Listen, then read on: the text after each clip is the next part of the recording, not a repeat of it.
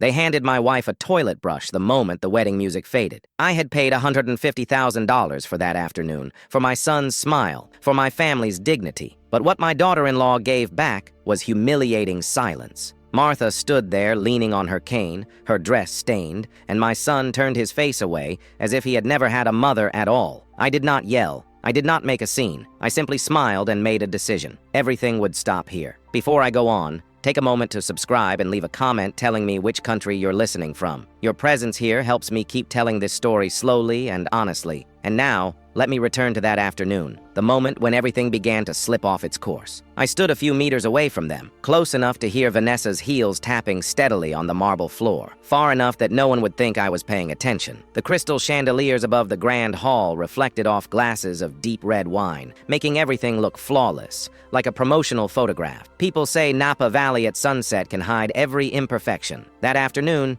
it hid nothing at all. Vanessa did not call Martha by her name. She only tilted her head and lowered her voice, the way someone gives instructions to a temporary staff member. I saw my wife's hand tighten around her cane, her knee not fully healed, yet trembled ever so slightly. That was always Martha. When cornered, she chose silence over resistance, because she believed silence kept the peace for our child. I knew that VIP Restroom well. I was the one who signed the renovation contract 6 months earlier at Vanessa's personal request. Italian tiles, natural stone sinks, a mirror large enough to reflect both pride and pretense. She had said it needed a standard worthy of the family. I did not ask which family she meant. Martha walked slowly, small step, as if she were apologizing to the floor for disturbing it. A young server handed her a pair of rubber gloves and the brush. He avoided her eye. I understood that feeling. When people know they are witnessing something wrong, but lack the courage to stop it, they look away. I did not follow her. I stayed where I was, not because I did not care, but because I wanted to see everything through to the end. That had been my habit for 40 years as an engineer. When a structure shows signs of cracking, you do not turn away. You stand there, measure, observe, and wait to see how it will collapse. From where I stood, I saw Ethan leaning against a stone column, a champagne glass in his hand. The first thing I noticed that afternoon was how perfectly everything had been arranged. The chandeliers hanging above the ballroom cast warm gold light over every table, turning crystal glasses into tiny mirrors that reflected wealth from every angle. The orchestra played softly near the far wall, careful never to overpower conversation. Waiters moved through the room with the precision of trained dancers, carrying silver trays lined with champagne flutes that cost more than the monthly grocery bill Martha and I once struggled to afford during our early marriage. I stood beside my wife near the entrance of the reception hall while guests admired the flowers imported from Europe. People complimented the decorations, the wine selection, the view across Napa Valley. They spoke as if beauty itself had gathered under that roof just to witness my son's wedding. And perhaps, from the outside, that was exactly what it looked like. Ethan wore the charcoal suit I had personally chosen for him 3 months earlier. I still remembered the tailor pinning the sleeves while Ethan checked emails on his phone, distracted, barely interested. The cufflinks shining beneath the ballroom lights had once belonged to my father. I gave them to Ethan on the day he graduated from law school because I believed family heirlooms should move forward with dignity. At the time, I imagined him passing them down someday to a son of his own. Now I watched him across the room as Vanessa adjusted her veil while photographers circled them like hungry birds chasing the perfect shot. Ethan smiled on command, lifted his chin when told, placed his hand exactly where the photographer wanted it. He looked polished, successful, composed, the kind of man strangers trusted instantly. Then Martha disappeared toward the restroom hallway. At first I thought nothing of it. Her knee had been bothering her throughout the day, and crowded events exhausted her more than she admitted. But several minutes passed, then more. I noticed Vanessa's maid of honor whispering something to another bridesmaid near the hallway entrance. They laughed quietly before turning away. A strange feeling settled in my chest. I looked toward Ethan. He glanced once in the direction of the restroom corridor, only once. That look stayed with me longer than anything else that happened that day. It was not concern, not confusion, not anger either. It was calculation, the expression of someone mentally measuring consequences before choosing the safest route for himself. If I interfere now, what happens next? Then he turned away and politely shook hands with an elderly investor seated near the orchestra. And in that moment, I realized something devastating. I had spent my entire life teaching my son how to survive, how to succeed, how to analyze risk and protect his future. But somewhere along the way, I had forgotten to teach him the simplest lesson of all. Sometimes the right thing costs something. I walked toward the restroom hallway slowly, already sensing the answer before I reached the door. Martha was on her knees. Her pale blue dress spread awkwardly across the marble floor while she scrubbed wine from the hem of Vanessa's wedding gown with a damp cloth. One of the bridesmaids stood nearby holding paper towel. Vanessa herself leaned against the sink, scrolling through her phone as though nothing unusual was happening. My wife's cane rested against the wall beside her. She looked up when she heard me enter. Her face changed immediately, not with embarrassment for herself, but with fear that I might create tension during the wedding. "I'm all right," she said too quickly. Vanessa finally lifted her eyes from her phone and smiled with practiced politeness. "It was just a little accident," she explained. "Martha insisted on helping."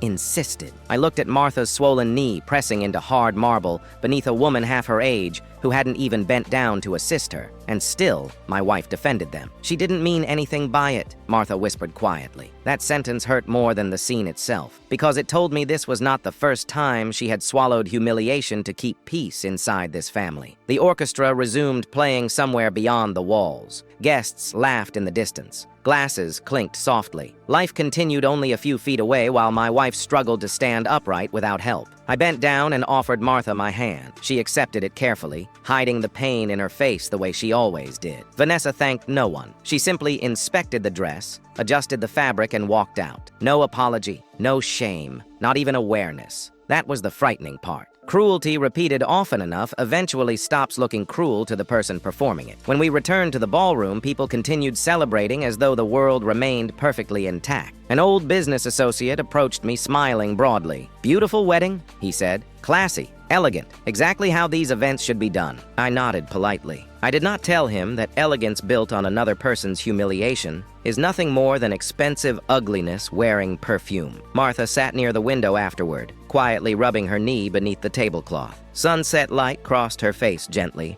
illuminating the lines age had carved there over decades. I loved every one of those lines because I knew where they came from. Years of sacrifice. Years of standing beside me when we had nothing. Years of choosing family before herself. And suddenly I realized how often I had allowed her kindness to become invisible. The host stepped onto the stage and began telling guests about Ethan and Vanessa's perfect love story. Perfect. The word almost made me laugh. I remembered the first day Vanessa visited our home. She walked through the front door carrying designer sunglasses larger than her face. She complimented the kitchen, inspected the hardwood floors, then casually asked whether the house was fully paid off. At the time, I mistook it for curiosity. Later, I understood it was evaluation. She never entered rooms emotionally. She entered them financially. When Ethan announced they wanted a destination wedding in Napa Valley, I agreed before he even finished explaining. Vanessa emailed spreadsheets instead of ideas, guest lists, floral budgets, catering standards, designer recommendations. At the bottom of one document sat a single number,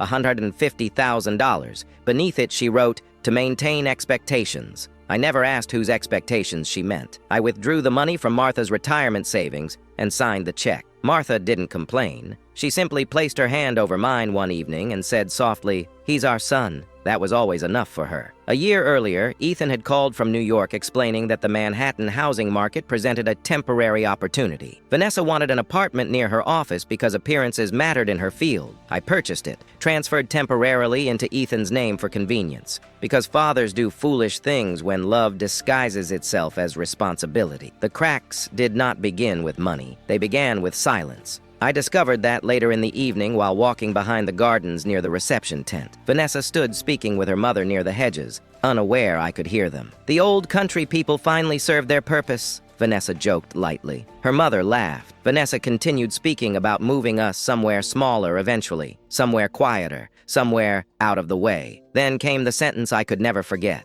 "Ethan understands staying quiet is smarter." I stood frozen behind those hedges while the last illusions I carried collapsed one by one. Ethan understands. Not Ethan disagrees. Not Ethan struggles. Understands. My son knew. He had simply decided silence protected him better than confrontation. I returned to the ballroom feeling older than I had that morning. When the host invited me to deliver a speech, I declined. People assumed exhaustion. Wealthy older men are allowed to appear tired without raising suspicion. But the truth was simpler. I feared that if I spoke honestly, the entire room would stop breathing. Instead, I helped Martha outside toward the parking lot. The evening air felt colder than it should have. Martha held my hand tightly while we walked. I don't want trouble today, she whispered. I squeezed her hand gently. Neither did I. But sometimes trouble arrives precisely because good people spend too long avoiding it. I opened the passenger door and helped her into the car. Then I stood outside alone for a moment, staring back toward the glowing reception hall. Inside that building were imported flowers, famous wine labels, rented luxury, rehearsed smiles,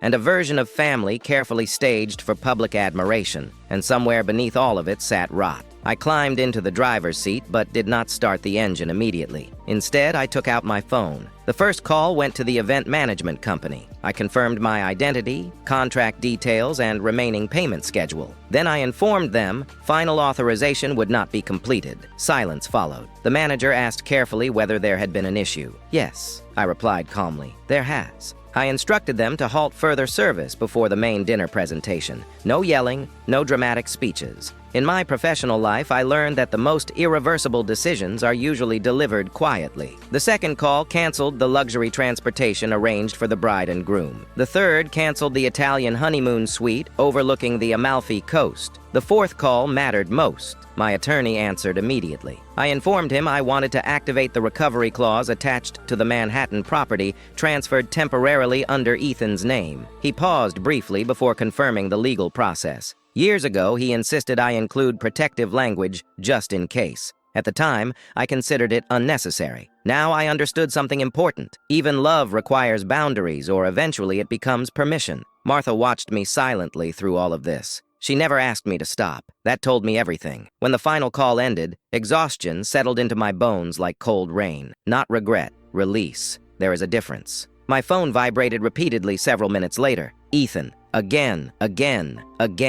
I finally answered after pulling the car to the side of the road. His voice arrived sharp with panic. What's happening? He demanded. The event manager says payment stopped. The caterers are refusing service. I listened quietly. Then I said, we're outside. 5 minutes later, Ethan appeared crossing the parking lot with Vanessa behind him. Her expensive gown dragged carelessly across pavement now that photographers were gone. Vanessa spoke first. She talked about embarrassment, about guests, about reputations, about how important people were attending. Fear had entered her voice for the first time since I met her. Not fear of hurting others, fear of losing control. I looked at Ethan instead. He seemed split in half internally, uncertain whether he was still a son or already someone else entirely. I told them calmly that everything funded under my name had ended. Vanessa laughed bitterly. You're overreacting, she snapped. Martha offered to help. I turned toward my wife. Martha said nothing, but silence sometimes carries more truth than testimony. I retrieved a thick envelope from the back seat and placed it on the hood of the car. Inside were documents collected quietly over months, receipts,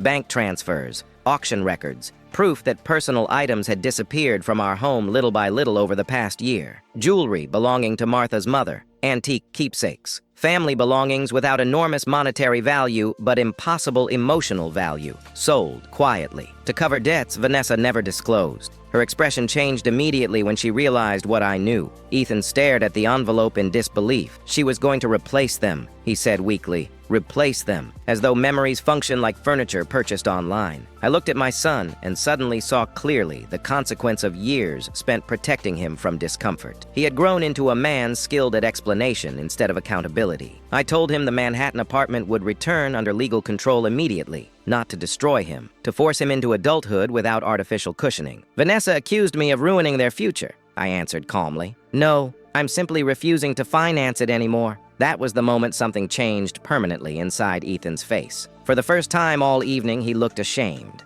Not defensive, not angry, ashamed. Perhaps because truth sounds different when no money stands between you and it. Martha finally spoke then. I want to go home, just that. No accusations, no revenge, only exhaustion. And somehow her quietness carried more dignity than everyone inside that ballroom combined. I helped her back into the car. Before closing the door, I looked once more at Ethan. I loved you enough to give you everything, I said softly. But I should have loved you enough to let you earn some of it yourself. He lowered his eyes. I drove away without another word. The estate lights disappeared gradually behind us while Napa Valley faded into darkness. Neither Martha nor I spoke much during the drive. Some endings require silence out of respect for what they once were. That night, we stayed at a small roadside motel far from vineyards, orchestras, and expensive expectation. The room smelled faintly of old wood and coffee ground. The bedspread was outdated. The television barely worked. Martha smiled more there than she had all week. The next morning, we continued north without destination. 2 weeks later, we rented a small cabin near the Oregon coast after Martha commented that she liked the smell of the ocean air.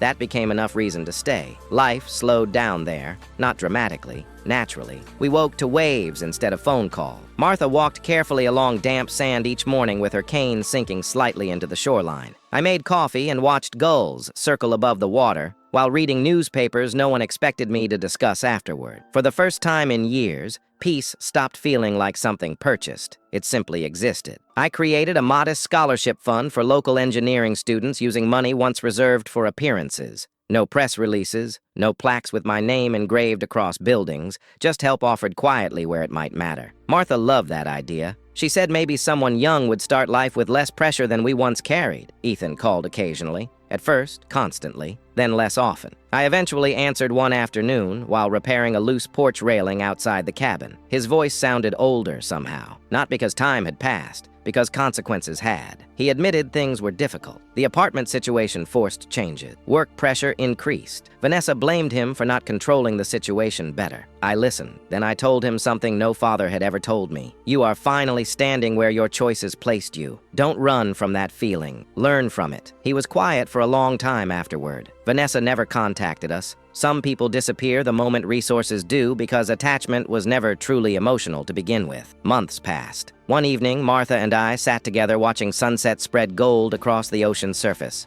The colors reminded me briefly of Napa Valley, yet the feeling was completely different. No performance, no pretending, no audience. Just two aging people finally breathing without obligation. Martha leaned against my shoulder and admitted softly that for years she feared becoming a burden. I turned toward her immediately. You were never the burden, I said. The real burden had been silence. Silence, swallowing disrespect to maintain appearances. Silence funding entitlement because confrontation felt uncomfortable. Silence teaching our son comfort before character. That was the burden, not her. The wind grew colder as darkness settled across the shoreline. I checked my phone once and noticed another missed call from Ethan. This time I did not feel panic or guilt or urgency. I simply turned the screen off and returned my attention to the woman beside me. Because I finally understood something age teaches too late for many people. Love should never require the destruction of your own dignity to survive. Parents are not foundations meant to crack quietly beneath the weight of their children's ambitions forever. Marriage is not measured by how much humiliation one person tolerates to keep peace alive. And family means very little if kindness only travels in one direction. I did not lose my son that year. I stopped shielding him from becoming the man he still had time to become. There is a difference. Whether he eventually understood that was no longer entirely my responsibility. The ocean kept moving in front of us, endless and calm beneath fading light. Martha squeezed my hand gently and reminded me it was getting cold outside. I smiled. Not the practiced smile worn at weddings or business dinners, a real one, simple, unhidden, the kind that arrives only after you stop performing for everyone else. And as we walked slowly back toward the cabin together, I realized that after all the money spent, all the years sacrificed, all the silence endured, the most valuable thing we still possessed was not wealth or property or appearances. It was the fact that in the end, when everything else cracked apart, we chose each other without hesitation.